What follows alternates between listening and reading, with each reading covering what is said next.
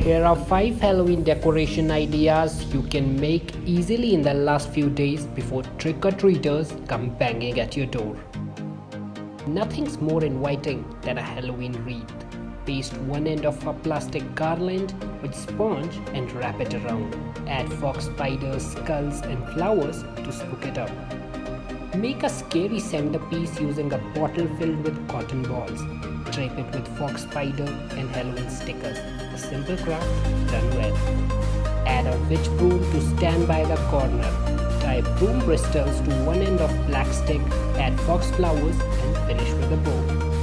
Spook up a candle by adding black color to melted wax.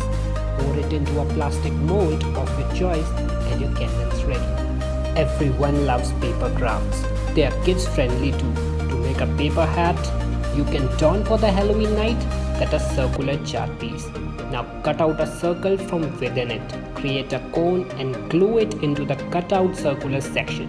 Well done. So these were the 5 DIY ideas. I'm sure you will try them. Check out more interesting Halloween decoration tips and ideas on Home Crux.